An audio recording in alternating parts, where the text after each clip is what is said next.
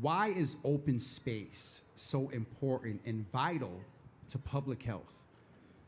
Yeah, it's a great question. And first, it's so good to be here with you live after seeing you on the screen for so long.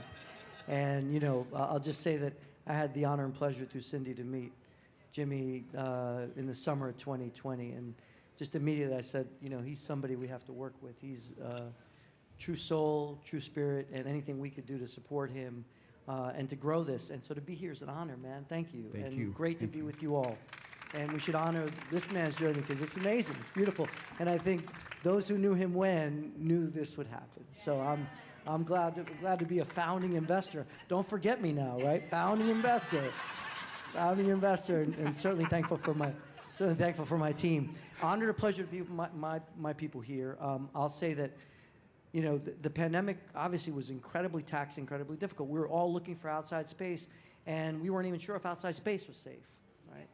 And but sometimes it was the only space we could be in where we could somewhat feel safe, and even then we were wearing masks, right? So we've always enjoyed, you know, the beautiful outdoors, but you know, it hasn't. You know, to me, inclusion's about making people feel valued, seen, and respected. It's basic, you know, and so it shouldn't be as complicated as, you know, needing a lot of special effort. But the challenge is we need the special efforts because we haven't been deliberate. And a lot of times when I'm in space, I just say, look around, no judgment. Does this look like Boston to you? And if it doesn't, tell me the 3 things you're going to do to change it, not the 3 reasons why it doesn't. And I think related to the pandemic, certainly now we want to be out. You know, I'm from Puerto Rico. Like this, water is my thing. And so being here is a very special thing, and it's healing. It's healing from the pandemic. The energy of the water, the energy of the seaport, the energy of this place. So I look forward to a new and better tomorrow, and I think as it relates to the pandemic, hopefully that's somewhat in the rearview mirror, but it is going to require spaces like this. And the beauty is we come together as different people, different perspectives, share, laugh. That's healing. Dr. Betancourt, thank you. Thank you. So I'm not used to on the show and then on StreamYard when someone responds and hearing the clapping. This is like a real talk show, y'all. Okay. Oh, I'm not messing with y'all. Reverend Mariama White Hammond. And if it's okay with you, I'm going to say Mariama because these are all friends here. But definitely want to respect your title and all that you've achieved to becoming the chief. Let me ask you, what has the pandemic taught us, if anything, about what our vision should be for these spaces? You have the awesome role of overseeing spaces like, well, not overseeing, but ensuring that there is equity and access in spaces like these and anything to do with the climate and environment here in Boston. Yeah. What has the pandemic taught us about these spaces when it comes to equity and access? Yeah. So it's worth noting that I also oversee the Parks Department, so I do oversee this. You do? Yeah. Oh, that's good to know. You know, we are having a conversation. So I think it's worth noting, so for those who may not know, that this year is the 200th anniversary of the birth of Frederick Law Olmsted. And people all across the country have been marking this moment. Can you tell them the Yes. significance? So Frederick Law Olmsted was a landscape designer who built and designed parks across the country, Central Park, Franklin Park, Boston Common, these big open spaces at a time where there was a whole discourse on what open space was supposed to mean. In particular, he's moving at the height of the Industrial Revolution. People are flocking to cities. That's where the jobs are. But the reality is many of people are coming from relatively rural areas where they had access and connection with the land into cities where they're moving into tenements where folk are living on top of each other. Like, I know we think it's tight now, but I'm talking on a scale that many of us are not quite used to, right? And we're talking about a time where a lot of our water systems, our hygiene systems are not at the level that they are now. So you could have open sewage in many streets, in public spaces, and in cities. And so Olmsted is part of a movement of folks that are saying, if folks are gonna be on top of each other, not making that much money, working jobs, 2 and 3 jobs to get by, What they need is a space that they can connect with nature, that there is a sacred responsibility for people to be able to be in natural spaces. And I think there's a lot about his legacy that people are leaning into, talking about, and reflecting on in this moment. And we also need to tell the truth about the fact that in the building of Central Park, there was an independent Black community called Seneca Village. Many people who had bought their own freedom and established the space, and they were completely displaced for Central Park and not remunerated for what they lost. And so even as Olmsted is forward-thinking for his time, and could have done more in his action, but is pretty good around slavery, right? Like, there's a mixed bag there, but he was ahead of where most of the other white folks were, because he wouldn't hire Black people to work on any of his parks. But that's a side note. There's a whole legacy there, and it's a mixed bag legacy. But I think we are again at the point when I've grown up my whole life in the city.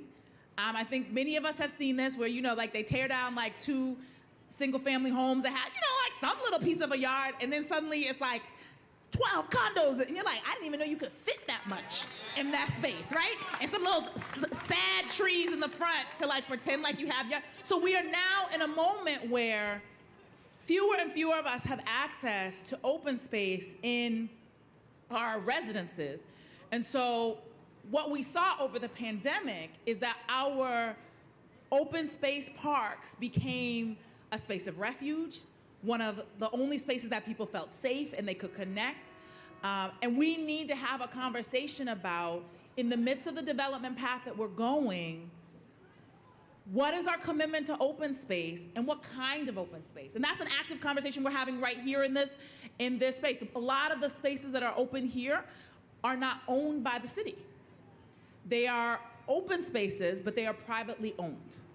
And so literally the Parks Department is in the midst of a conversation, because if this is going to be a residential neighborhood, we can't just have business lunch parks. You know what I mean? Like, we need a soccer field. We need, like, if people are gonna live here, we need to have the kinds of parks that encourage the kinds of connections that happen when a Little League team plays. The kinds of connections that happen when you can't barbecue in most of our parks. I just want y'all to know. It's a special exception at Franklin Park, but where people can have picnics and people can have the kinds of gatherings that allow the interactions that, quite frankly, for those of us who've grown up here, we know that the city has been segregated for a long time. And open spaces can and should be the spaces that allow the kinds of relationships and connections that need to be fostered, but quite frankly, are not as common as they should have been. And so I think that, I know many of you probably spent more time in our parks over these last couple of years than you ever had before. And we want to keep that trend going, but we also need to talk about how we grow that as we're bringing in new neighborhoods. And we can talk about this later. The other reality is, for those of you who live near parks that are close to the water, our parks are also on the front line of climate change. We are developing them with the assumption of flooding. And the reality is, you may see a park, sometimes there's whole water management systems under that park. We may have built new kinds of walls and spaces in that park with the expectation of climate change, and we're adding water features and more trees to do the kind of shading that also protects us from heat, which, quite frankly, more people die from heat effects of climate change, and particularly more people of color are dying from the heat effects of climate change than any of us are dying from hurricanes. So we gotta be ready for those hurricanes, we gotta be ready for those surges. We are thinking about that. But heat is as essential a conversation as anything else. Well, we're in the middle of the heat dome right now. It's not, part of me wants a little bit of it to come to New England because I don't mind the heat. But we're in the middle of a heat dome right now. And that's one of the things I got to give credit to my sister, Natasha, because she talked about that. And you all know I move in a space of violence prevention. And you all know when you get hot and bothered, that could lend to somebody, looking at you the wrong way, whatever, and could lead to an issue of violence. So there is relevance. One of the things that we did not name is that Olmsted was responsible for what we now know as the Emerald Necklace, which is like all the parks around Boston. He was very intentional about, if you were to look at a map with the green, it looks like an emerald necklace. So We were thank you. supposed to get one on Columbia Road to help finish it off. We didn't never get our part. So maybe I can work on that. Yeah. That's one of the action steps we're gonna walk away with today. No messing. But based on that, and Sheen, I want to come to you, and James, I want to ask your perspective on this as well. You did Lawn on D last year. How many people went to Lawn on D, Boston While Black? And I'll be honest, one of the things, and Sheena, you can talk about this a little bit. Lawn on D is technically in Southie. And if you're from old school Boston, you know that some people even said here, oh, this is South Boston. Some areas have had a long reputation for not being welcoming. Dr. Betancourt referenced to being safe.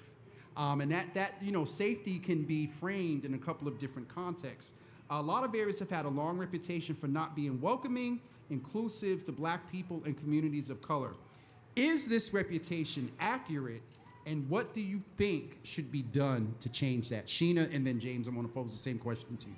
Yeah, I mean, I think overall the reputation that Boston has is based very much in reality. It's not necessarily all the reality right now, but I don't blame people at all when they don't want to be in those spaces because of, I think, a lot of what has happened in Boston, the way Boston is segregated, the way we still continue to move. I was speaking the other day when I moved to Boston almost 20 years ago, the warnings that I got when I got to Boston of where to go and where not to go. So that stuff is still very present with people. So yes, the reputation is real. I do also believe in the way that Boston is changing and will continue to change through efforts like this, through all of us continuing to push things forward. Doing the family reunion at Lawn on D last year was, as a person that creates space for others, stressful because of other people's anxiety around it. So I almost canceled it the week before because of all of the conversation happening around the city. Particularly, we planned it and promoted it really quickly, so we had to take out Facebook ads to make sure it got around to people. And there was this 200 comment thread of people. You literally could feel people's fear around going into the space. People asked us to change it to Franklin Park. Aren't you called Boston While Black? Why are you doing something in the Seaport?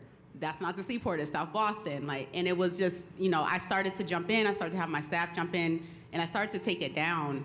But then I was like, you know what, this is a conversation Boston needs to have, and Boston Black folks need to have, because there were also Black folks jumping in saying, no, we belong around the whole city. We can't continue to, from the segregation that's been pushed on us now segregate ourselves and not go into these spaces. Thank God it was an amazingly safe day. I did, from those, because of that concern, do a lot in the back end around the public safety plan around it. I think as we start to be in more of these spaces, because of relationships to police and officials and all that, some of the challenge that we have is, how do you create safe spaces that are well protected, but the people there don't feel like they're being policed? So I was very direct with the convention center that I want protection here, but I don't want the people coming to feel like it's about them coming into the space. And it's a very kind of fine line, because you're gonna see an increased police presence, and then are the Black folks there gonna feel like, oh, now y'all have all this public safety? But for me, it was really about almost like protecting the people that were in there for whatever might happen outside. And so ended up being an amazing day, over 5,000 people. And 6,000 people, because a lot of people snuck in the back door. We're planning for it again in a couple weeks, and I'll say that it was one of the things, and I encourage other folks to do this, that are hosting these types of things, even James, as you do more things like that, like this.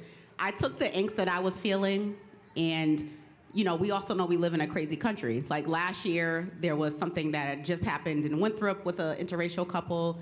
This year, we have Buffalo, Texas. So there's always these things overhead hanging these large gatherings that make you really question, do you want to be responsible? And if I could interject, I had heard that some folks were concerned even about going to BAMS Fest because it was right after Buffalo and whatnot. Right. Some people didn't want to go to BAMS Fest Right. because they thought they would have been targeted. So when we talk about safety, it's real. Yeah, so it's a weight to carry.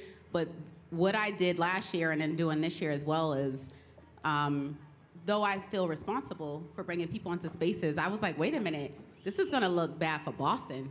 So let me bring in the officials of Boston into this conversation, because not only do I want this to go well, they should also want this to go well, because we know that this goes a long way. I have people, I'm from New York and have gone to school in Atlanta and lived other places, so I have a social media that includes people from all over. And people are like, I want to move to Boston. Like, I'm looking at your feed and I'm like, wow, it must be popping there. And so it's important for us to have successful events and gatherings and be in these spaces, not only most importantly, for the people that are in Boston, but even as we continue to hopefully change Boston's reputation around the country. And I'm excited for us to do it again.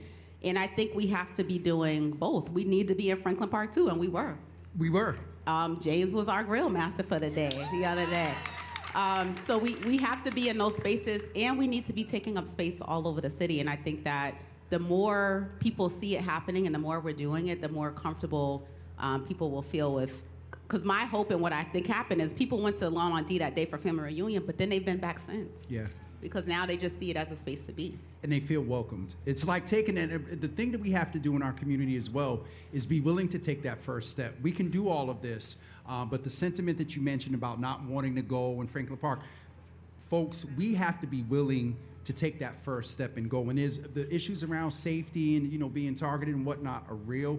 But when there are at least events like this in Lawn on D, take that first step, get familiar, and go. James, I want to pose sort of a different question to you. You all, through the former administration with Mayor Janey, have been able to work with 900, now is it young people and adults or just young people? 900 folks got training to swim. And so with that reputation that Boston has, and Sheena touched on that, I want to frame this to you. What is the connection between, presumably, you have pools that may not be open space, but out in the open space and pools, what is the connection between equity and open space?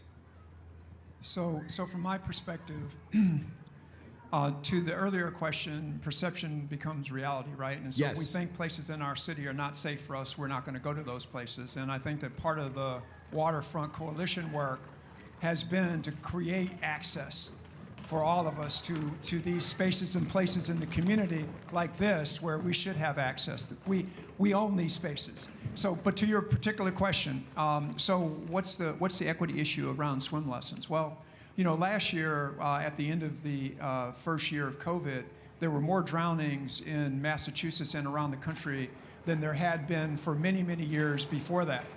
And so we felt that we had an obligation to address that issue by creating as many swim lessons for children as we possibly could. And with the vision that former Mayor Janey had and the support of Blue Cross Blue Shield and the Boston Triathlon, we were able to raise enough money to provide 900 children with free swim lessons across our branches in the city. Thank you. So the purpose of that is to make sure that the waters are safe for all children, that children have the ability to save themselves and to save other lives should the circumstances present themselves. And so our goal moving forward, that program was called Swim Safely Boston. And we will continue to provide those free swim lessons to as many children as we possibly can. And we're trying to figure out ways to grow that program so that we can double and triple the number of kids who can swim in our community. Now, if I can for a very quick second, and I'm going to steal this from Jimmy because we talked about this yesterday. Listen, this is an amazing time in the city of Boston, an amazing time. So first of all, we heard from Reverend Hammond and the work that she has been doing, is committed to doing. That is amazing work. And it would not be happening if she weren't in that role. These are facts. Right? We have a mayor who cares about the community in a very special way and is going to make sure that our city is accessible to everyone. We've got black leadership of organizations like the Boys and Girls Club, the YMCA, Boston Centers for Families and Children. Those organizations are led by leaders of color, EBA, and so on and so forth. This is a special time in the city of Boston for us to get some. I was going to say it done, get it done, right? Now, but we also have to recognize heroes when they're in our midst. And we have a hero in our midst, and I would suggest to you that we might not even be here tonight if it weren't in part for this person. Because he's the one who called our organizations, especially organizations of color, together to participate in this coalition for an inclusive and resilient waterfront. And that person is Conan Harris. Conan, come on, man. Come on. Conan Harris. Conan has a saying, and if you all have heard him talk about this in this space, and Sheena probably knows what I'm about to say. Conan has a saying when it comes to this space, we belong everywhere. Right. If you know Conan, you cannot imitate him without doing that voice. We love you, brother Conan. Absolutely. We belong everywhere, and that is certainly true. Go ahead. Right. No, I'm done. Okay. I'm done. Mariama, what is your perspective from the fact of the reputation that we have? You were born, reared, raised in the city. If they don't know, your parents have done a lot of advocacy in the city. So you've seen and aware of the reputation. Sheena, I like sort of the balance that you gave, because on one hand, by your social media feed, Boston looks like all of that. But in some perspectives, with the reputation that we have, some people still say that Boston is known for racism, the Tea Party, and the Celtics. You know what I mean? So we have to have that balance. The Red Sox. And the Red Sox. But Mariama, let me ask you to kind of move this question along. How can we make, or what does the equity and access vision actually look like? Yeah, so I think there's a few pieces. So I'm going to also do a little plug. So I know what it all comes together. So last week I was in Florida. I was in the Florida Keys. I was doing my marine archaeology training. And that's basically like doing archaeological work underwater. I'm a scuba diver, and it's through a program called Diving with Purpose, which is, most of the folks are from the National Association of Black Scuba Divers. Now, I've been diving. Wait a minute, there's a National Association of Black Scuba Divers? So wait, Come on here. I'm trying to start a chapter. So if you know black divers, please tell them to call me. If you want to be a black diver, talk to me, because I started raising money to help people get certified in scuba diving. The program that I was part of is all black scuba divers. We were getting trained in marine archaeology because there are sunken slave ships around the world, and this program is training us to be black people going out to honor the fact that many of those are our people at the bottom of the ocean, and we should do the work to document that and make sure that people know about it. So if you want to scuba dive, first you gotta learn to swim. But if you want to take it to the next level, join me.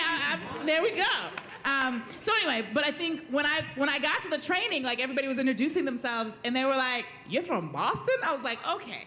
There are mad black people in Boston. Don't get it twisted, you know.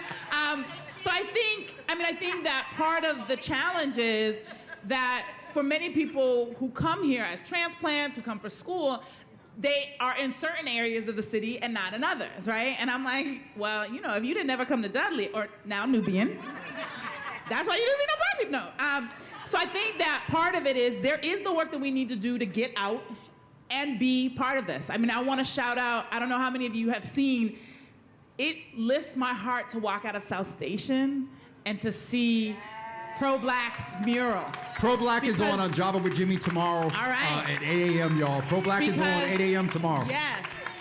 Because those of us who've grown up in the city, you know, when we went downtown, and, you know, we were downtown. Everybody was downtown trying to get each other's phone numbers, shopping at the Gap. And, you know, when I was a young Corner person. Mall, Lafayette. I know. But so I think this piece about bring out is certainly important.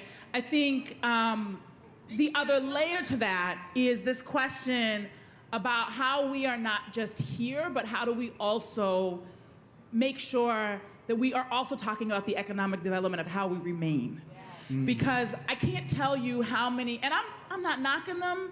I'm happy for you. You got your place in Randolph, you got your place in Brockton. But I'm talking about ride or die people who I never thought would leave the city and who come to the point where they're like, I just can't afford to stay. Priced out. And so I think that I want us to be present in the space, but I also want us to be active in the conversation about how we keep our city affordable and to really think about how do we both push on the political side, but also how do we put our paper together to buy the spaces that we've lived in so that we can continue to live there. And it's a tense conversation, particularly because I'm doing work to try to upgrade our parks, but we also know that if we improve the parks, it improves the property values. And sometimes what that means is the very people that we improve the park for now cannot afford to live next to the park because the rent goes up, right? And so I think we cannot, none of it, my work is particular. I also oversee the Office of Historic Preservation and Animal Control and Food Justice. You oversee a lot on I know. Cemeteries, golf courses, anyway. But I think that part of it is that our organizing needs to be more holistic. We need to think about how things are connected, and we need to have a strategy and a plan that puts those different pieces together. And that doesn't mean everybody has to work on the same thing, but we need to be unified in our strategy so that if you're mostly working on affordable housing and I'm mostly working on open space and you're mostly working on business development, we're in a conversation that thinks about how all of those things are connected so that none of us sees a win that turns out to be a loss on that other issue. And so I think that kind of integration. And the last thing I'll say really quickly from my perspective, I do oversee the Office of Historic Preservation. I hope more of you will engage. We are doing a lot of work to unearth. There is a false notion that there were no enslaved people here in Boston, and that's absolutely not true. The numbers were not the same as Mississippi and Georgia and in the South, but it is true, and we have a right to know that history. And so, for those of you who are interested, we are in the process right now of doing an open house. I think it's in 2 weeks. I'll make sure I have the date. Kathleen, look up the date for me so I know I can give people the right date by the end. Text it to me. There is a lot of archaeological evidence that has already been covered. The city of Boston does have an archaeologist, just if you didn't know. And we'll be doing an exhibit at Faneuil Hall to make it available for people to see this archaeological evidence. There's also going to be a public dig at the Lauren Greeno House in Jamaica Plain. Because we know that there were enslaved people living there. The archaeological dig, which is open to the public, is about finding the evidence. These are our people whose stories have not been heard and have not been told. And I hope that more of us will engage in this work so that we didn't just show up here recently. We've been here for a long time. And if we're going to be seen now as part of the city, I think we also need to uncover and promote the history of those of us who've been here for a long time so that our kids and our community can have the kind of pride about our long-standing presence and contribution to the city. So what you all heard from Mariama was in 2 weeks, you have an opportunity to go to Faneuil Hall. And if you've been paying attention, there's some folks that, trying to have a movement because Faneuil, what was his full, I don't remember his full name, but he was a slave owner. And there's been some advocacy around having the name of that changed. So I think it's most apropos that event is taking place at Faneuil Hall. Dr. Betancourt, you're our not resident because you're attending, but you're our doctor. And there is an intersectionality of everything that Sheena named, of everything that James named, and the historical context that Mariama named. What is the connection between use of? We talked about access, but what is the connection between everything that sometimes fights against us? What is the connection of this open space toward wellness, toward being healthier? We've talked a lot about what we call the social determinants, right? Yes. Social determinants of Yes. health, which is, this understanding that, sadly, but not news to us, your zip code's a better predictor of your health than your genetic code, right? What do we know about those zip codes? We know that transportation policy or other things have displaced communities. We know that highways have been built through them, exacerbating asthma.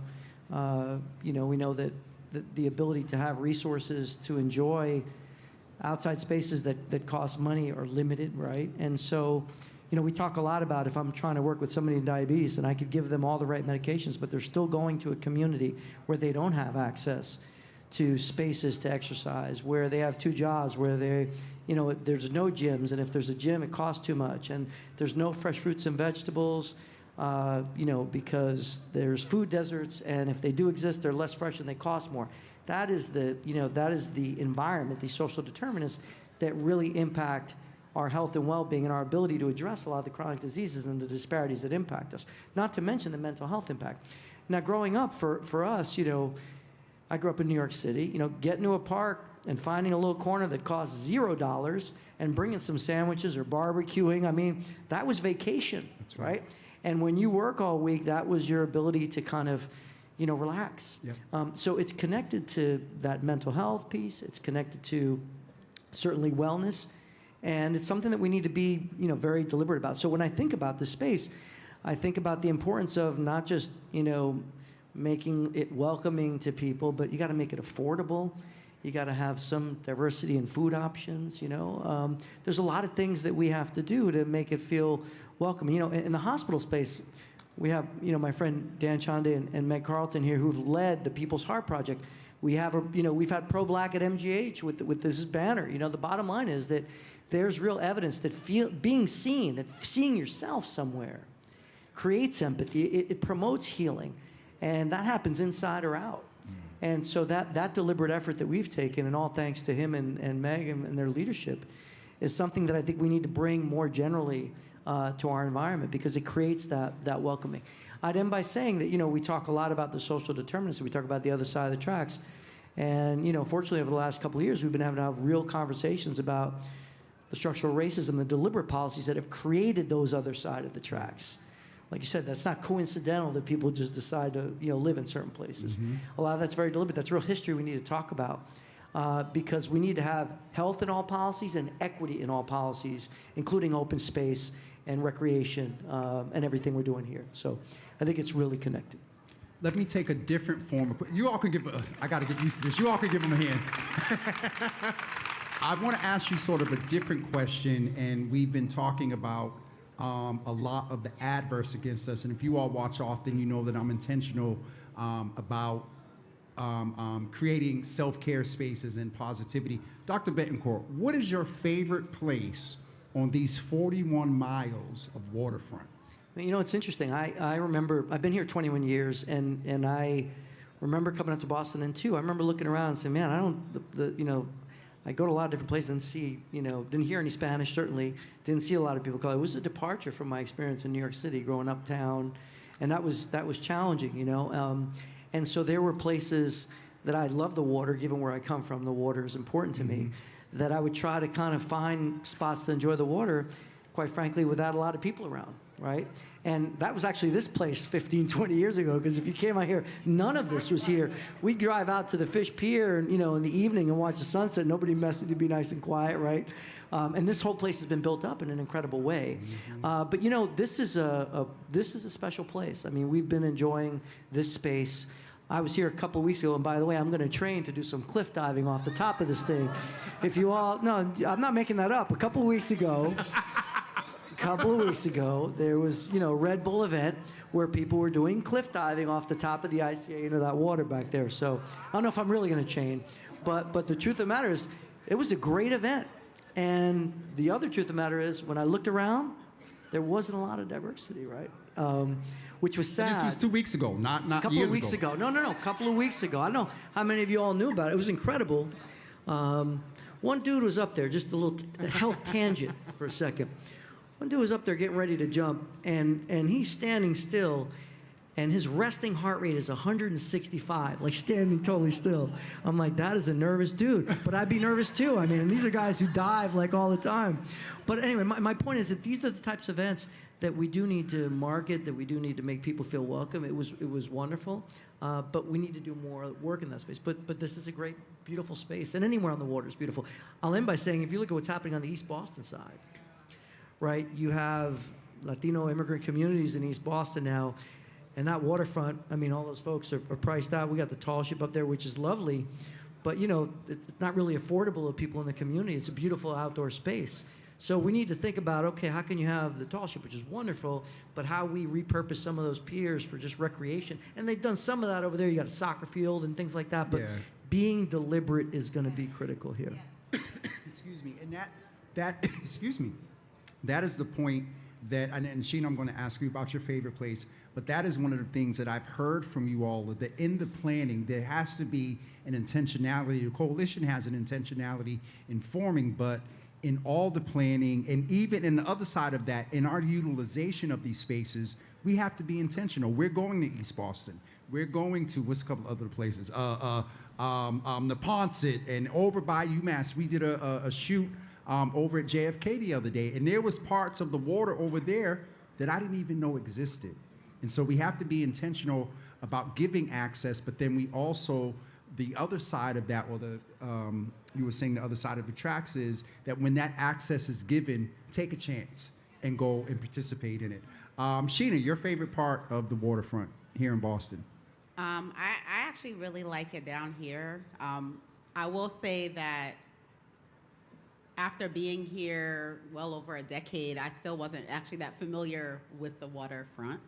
And so one of the things that I did was actually joined Boston Harbor Now's advisory board. And so Kathy Abbott, who's the head of Boston Harbor Now, is here because I felt like this is probably when I was, so I worked my last jobby job. Well, no, my second to last job.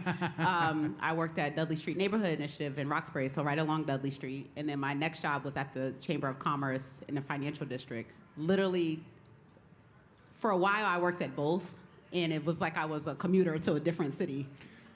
So I would be at one, for half of the week and the other. And I, working in the financial district, and by this time I had been here 12 years, and I was like, how have I not really experienced this part of Boston? I've probably been down here to go to clubs and all that, but I haven't really been down here.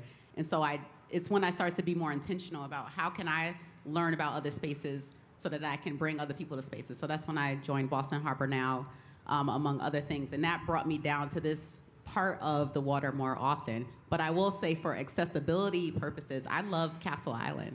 Yeah. I like that it's just in the middle of the city.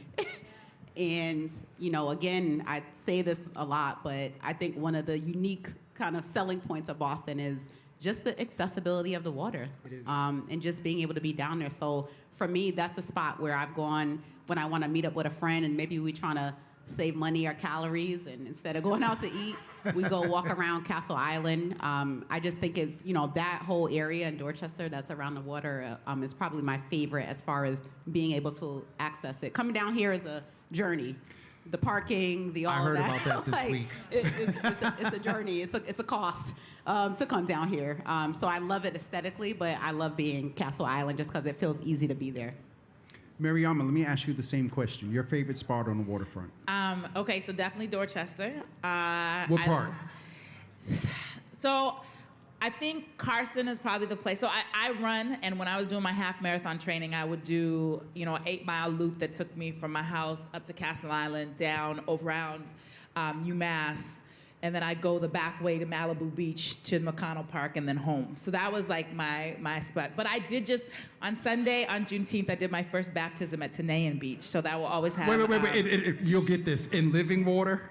Yes, we did, because that is our estuary watershed. It's where the Neponset River comes together to meet the ocean, and it is a source of deep life where the brackish water comes. That's where many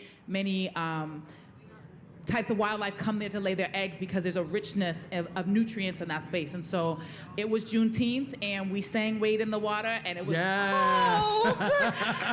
But we did our first baptism for our church there because, at one point I did a whole sermon series on knowing your watershed. Like, our people come from spaces where the waters that sustain them were part of how they understand who they were. And so that is a huge part of indigenous Native American culture. So I think that for me, I was baptized in like a church baptismal pool, but when I have the opportunity, we need to take it back to how our ancestors did. Living I think water. there's something special about being in that living water. That's a term that they use. James, your favorite spot on the waterfront, sir? So I don't have a favorite spot. I like my brother was born in a city that was on a harbor. I was born in Liverpool, England, and so I'm drawn to the water. So I love all 42 miles of it, or 41 sir. miles. 47 miles? 47. Look, that comes from the chief. 47. Well, so I was about to say that thank you for calling me a young man, because I'm 67 years old. I'll be 68 right in November. And at the end of this year, I'm retiring. And so what I'm going to do in retirement is I'm going to run all 47 miles of that Boston waterfront. That's my goal. 47. I was just looking crazy when Mariama said that she did the 8 mile. I'm like, wait, what? 8 mile? You need that waterfront, because that breeze, and you be like, thank you, God, I needed that breeze. See, these are, and Dr. Betancourt, you run as well, right? These runners, Sheena, me and you, we'll talk to them. Yeah. Can I just say something? Yes, please. Just listening to folks talking about the baptismal, the baptism, the swimming lessons, that the Y offered. It just made me think of right before the pandemic, I went to Ghana, and they were doing, this year of the return. So 2019 was the commemoration of the, 400th, I guess, the anniversary of the transatlantic slave trade. And if we're, for those of us here, and he came through West Africa. So, and it was, a good tourism play to get Black Americans to come to Ghana and kind of come home. But I went to, while I was there, a business summit about Black Americans doing business with African countries. And the mayor of Accra, which is the capital of Ghana, was talking about Black people's relationship to water. And, there, how water for a long time signaled trauma, because that's how we were taken. Yes. And the way that they built the capital city, they were talking about an architect that they're bringing in to redesign the city, because the way they've built the city, everything faces away from the water. Because it signaled just this trauma for Ghanaians in that case. And it just was so powerful. Literally, when he said it, the whole room went, like y'all just did. Like, it was like everyone took this sigh of like, damn, we make jokes about Black people not knowing how to swim, but he was like, no, this holds real weight. There's a real trauma that we have in relationship to water. So I just love this like reclaiming of water and learning how to swim. I grew up swimming at the Y every Monday, went home and watched Fresh Prince afterwards. And I think it's really important. It is really why I joined Boston Harbor Now and I'm doing things related to getting Black people to the water, because it's our space.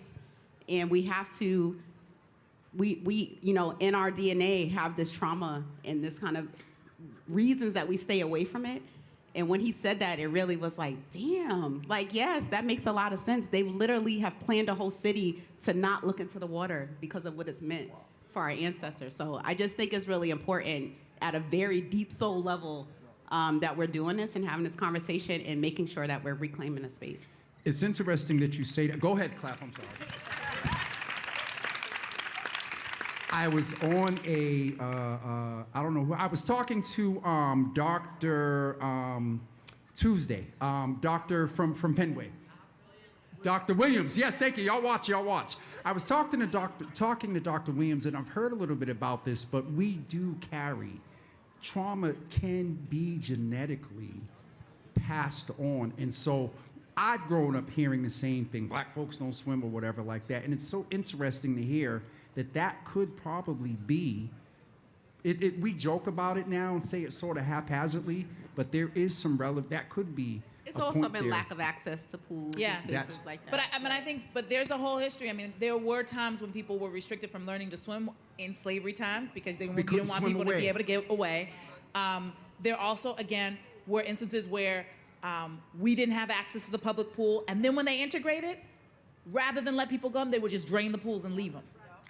So there are even community, like there were all these people who grew up without the access. I mean, I want to shout out my mom because my mom cannot swim, and she has taken so many classes. I appreciate her for continuing to try. We went snorkeling with her, and she was like gripping me. I was like, I might drown. Gripping me. But one of the things I think is really powerful is that she was very clear that we were going to learn to swim. That she did not want for us to grow up with the fear that had kept her out of the water. So she still struggles with it, but like my dad, my sister, my nibbling, we all scuba dive and we all swim. And so my mom, even though it is not something that she has ever conquered for herself, I think I want to lift up her example because I think that it has had deadly consequences, our inability to swim. Last year, there were deaths. The year before, we've seen there's a rise in, and as the heat waves come, people's desire to be in the water will increase. And we need to have the comfortability with the water so that it is not a deadly thing. And so I think, I just want to, there's a coalition called the Boston Harbor Women of Color Coalition that is trying to figure out a number of things that we're trying to do. In fact, we've agreed that a few of us who scuba dive will do next summer when the NAACP is here, we're going to do, some expos of Black divers so people just can have the sense that like, we belong by the water, in the water, under the water. It's a powerful place. And you can check out my Insta. I got pictures of the sharks that have swum by me, and they've been, good. But I think that sharks get a bad name. But y'all, I've swum with many sharks, and none of them have ever attacked me, right? But I think like that whole notion of reclaiming is really important because it also might save our lives. And I think, again, my grandmother was in a very similar situation. She didn't learn about it, but she made sure my dad knew how to swim. And so I think that this is a place where we should make a decision to end what has become a generational curse, passed down generation to generation. I think now is a time for us to say just like, no more. I'm getting better. I definitely agree. James, based on what Mariama just talked about, if you had a magic wand before you retire, and I don't know if y'all heard it here first, but I don't know if you've made an announcement, but if you... It's like, no, my board's going to be very upset. If you had a magic wand, and in some context of what Mariama was talking about, because the organization, and you and I talked, and you're committed to this, what would resilience and inclusion on the waterfront look like if you had a magic wand and bang, could make it happen? What would it look like to you? And I'm going to pose the same question to the other four of you as we get ready to wrap up. So I think in light of what we've heard tonight, and kind of would be obvious to you, I think, my magic wand would make sure that every person in our city would be able to swim. Yes, sir. Every black and brown boy and girl, father and mother, aunt and uncle would be able to swim and be comfortable in the water, because being able to swim is one thing, but being comfortable in the water is an entirely different thing. I've been taking swim lessons for 6 years, and if I can't see the bottom of the water, I'm uncomfortable. Listen, if my feet can't touch, I know how to swim, but if my feet can't touch the... Right. So we want swim lessons, but we also want folks to be comfortable in the water. True. Mariama, if you magic wand. I'm glad you raised that because the lifeguard shortage is part of where we're struggling. We can't keep a lot of our swim spaces open because we don't have the folks. So I also think, when I was a young person, it was like a cool job to be the lifeguard, right? And I think figuring out how we can encourage more of our young folk to get out, get the job. They've raised the pay. Like really raise the pay. We're talking in the 20s. That's what I'm saying. If they had $20, an hour, As a $25 teenager? an hour job when I was 17, I would have been like, So I think really figuring out how we encourage more, because I also think it's important for our young people to see lifeguards that come from the communities that they're in.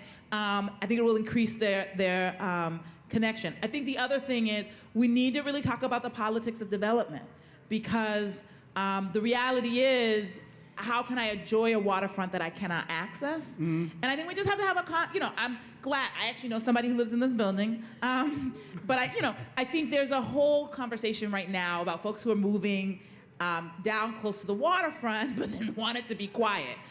No, you are moving next to a public common good, and that is how our watershed should be managed. And all of our watershed, all of our waterfront should be considered a public good. Can I just interject one thing there, James? What you shared with me earlier, can you go a little bit deeper? Based on what Mariama said about there talking about is Chapter 90? MGL chapter what? Well, that's what chapter 90, Y'all which is work chapter out. 91, which is actually just what I was about to. Okay, go.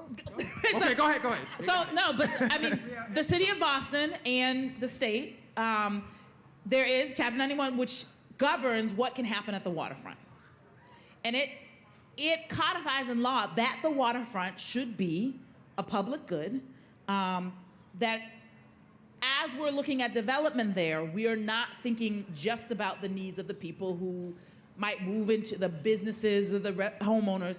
We're thinking about the waterfront as something that belongs to all of us.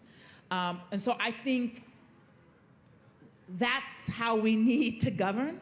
I know that's something that the mayor is very focused on. So for those of you, if there are folks here who are in East Boston, there's been a Plan Eastie in the works, and there's gonna be a deeper conversation, a reset in that conversation around how waterfront development happens, particularly in East Boston, and it's gonna be a conversation within the city of Boston, but the state also has a role to play in it. And so in theory, that law is there.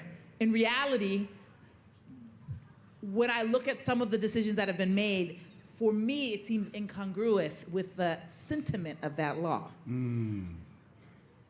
That's a nice way to frame it. But there are still open parcels, and we need to pay attention and make sure that the development we do on the waterfront matches the sentiment that the waterfront is a public good. I would be remiss in my role if I don't also raise the reality that climate change is not coming, climate change is here, and it's gonna get worse.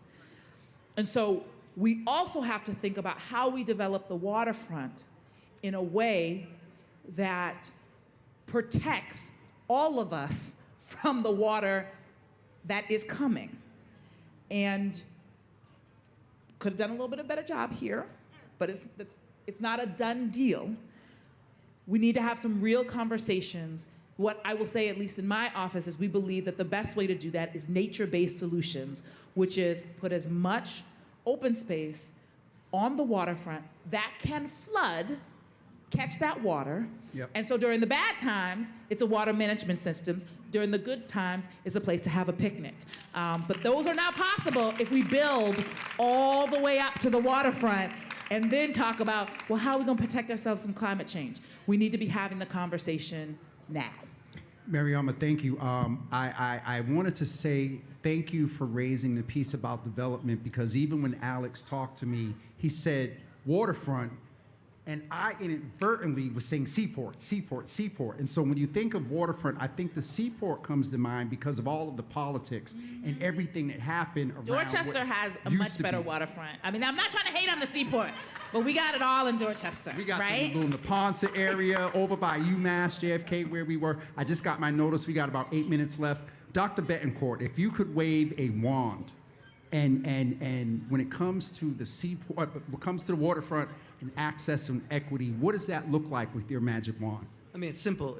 And anywhere in Boston, I'd say, is that everybody could see themselves everywhere, and that everyone is everywhere, right? And everything that it takes to get there, right? Because it includes affordability, right? So we talked about just the parking costs here. It includes, feeling seen, seeing symbols that represent you. There's a lot that goes into that. But I mean, I would love the day where nobody in Boston says, yeah, I don't know if I want to go there because I don't see people like me there. Or I don't know if I go there because, yeah, I'm just not, I don't feel welcome there. You know, we need to change that. This needs to be a welcoming city for all. Sheena, you have the responsibility for closing out the magic wand. Lord help us, Jesus. Because if you all have heard Sheena, she Mariama frames some things, but Sheena will cut you with a smile, and then you're like, wait, what? Go ahead. Yes, James has been the recipient of it. Well, you know, ditto to everything that was said. I think my magic wand, I would want the waterfront to just feel like a normal part of life, you know, an everyday part of life, not something we need to have a conversation about how to get people there, not something that is people have to think twice about interacting with it. So I think a lot of that has been said. I guess what I would add, just given a lot of what I love, is the fun part of the city and how to create more of that, those type of opportunities in, on, and around the water. And making sure that it is also incorporated into our night and social life. I think I'm waiting for the day to host the Boston Wild Black cruise to the islands. Yes. You know, I think things like that are really important as well, of really being able to create more opportunities for people, gathering spaces in general, and in this case particularly gathering spaces that are around water here. I remember people have been to Waterfire in Providence. You know, that's something I've, you know, with my friends taking a trip to go there, you know, for around it happens usually around my birthday, which is next Friday if y'all want to celebrate with me. But I think that, you know, just that, I mean, when I went to it, this is not to downplay it. There's nothing like magical happening necessarily. It's just that we like these experiences that have to do with water, and for all the reasons we've been talking about here. So I'm hoping that the waterfront, one, becomes something that the city of Boston, Big C, city of Boston, and tourism and all that continues to utilize more to sell and promote Boston, because I think it's an important part of the city. And that for all of us here and beyond, and all the people that we're connected to, just see it as a normal way of life and a piece of what we do every day. Let's give, no hand clap? I got used to it at the last question. Let's give all of our panelists a wonderful hand. Sheena Collier, President and founder of Boston Wild Black. Dr. Joe Betancourt, who is the Senior Vice President of Equity and Community Health at Massachusetts General Hospital. Mariama White-Hammond, who is the Chief of Climate and Environment and Parks and Rec and the Cemetery and the Historic Preservation Society. And our wonderful, I almost said doctor, James Morton, who is another one of these silent storms. And sir, we're just getting ready to start to work together. So we're gonna have to rush and do some things before you retire. While you all are standing, I wanted to thank everyone. This is my opportunity to thank the entire team. I don't want to get into mentioning names because I will miss someone, but there are like 4 or 5 key people to whom we were on emails with every other day. That is Tracy Lewis. If you know her, she's a behind-the-scenes person. She's backing up right now as I call her name, but it will be captured on the show. Tracy Lewis, Ian Carby, who's been on the show before. Oh my God, people are wow. Ian Carby, Anthony and Aaron Davis. Well, not yet, but they soon gonna be. It's coming. And also, I would be remiss, but this young man is the one that liaised, and I owe him a hat. And he's a comms person for some pretty major people in this city and state. But Alex Goldstein, I appreciate you, sir. I appreciate you, all of you. And the tech and whatnot would not be done today without the crew up there, and especially Benz and Lauren. Thank you. Finally, it's so good to see you, Giovanni. Thank you again to my panelists. I appreciate each and every one of you. This will not be the last. We will be doing more. I got a text this morning and was invited to do a Java with Jimmy After Dark on Newberry Street. And so we're going to Newberry Street soon. Shout out to some personalities that are here that move in the industry, Chanel Remy and also Noble of the museum. I'm going to get in trouble, so I'm going to start naming names. Listen, and my team, Rachel, who's here, and also Newt, and others, and I'm going to shut up because I got to get off of here. And Anthony's walking this way probably to get my attention. So what we want you to do, the museum, who has Thursday nights kind of open anyway, they have availed the summer exhibitions that are here. So when you all finish today, the bar is going to be open till about 8:30. DJ, and can we give our DJ a hand that was holding it down? I wanted him a little closer to me, but we wanted y'all to have the setup over there.